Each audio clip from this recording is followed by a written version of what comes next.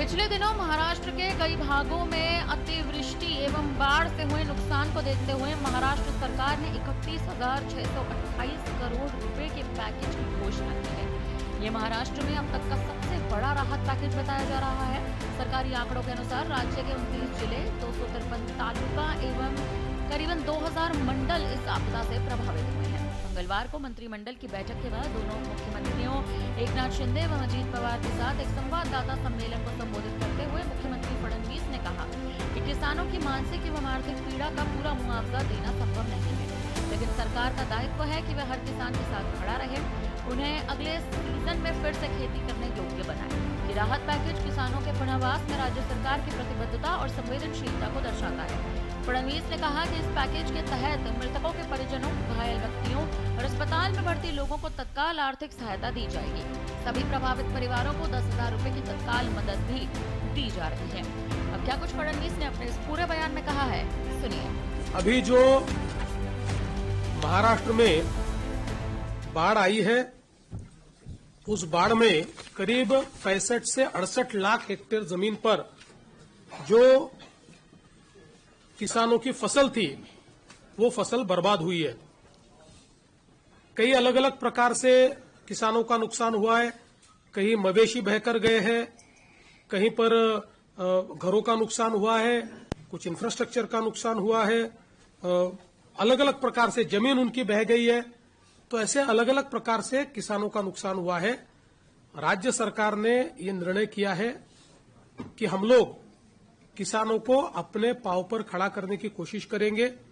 इस दृष्टि से करीब करीब राज्य सरकार की ओर से 31,628 करोड़ रुपए का एक पैकेज हमने घोषित किया है।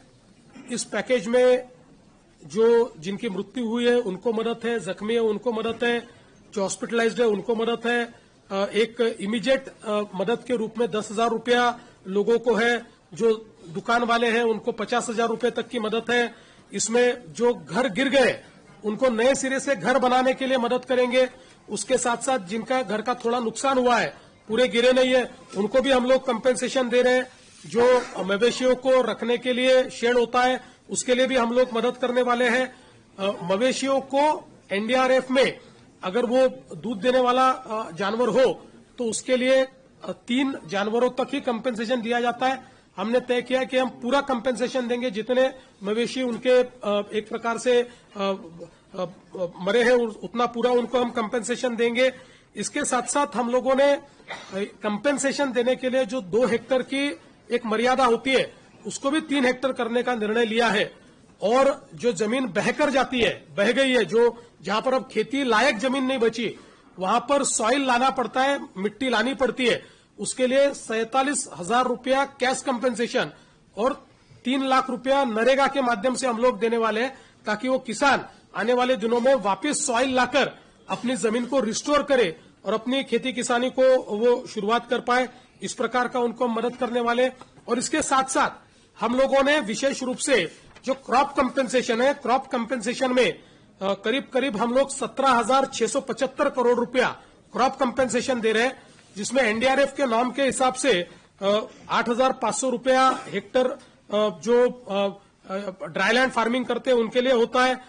जहां पर थोड़ी सिंचाई है सीजनल, उनको 17,000 रुपया, और जहां पर सिंचाई उपलब्ध है वहां पर 22,500 रुपया ऐसे एनडीआरएफ के नॉर्म के हिसाब से हम लोग देंगे।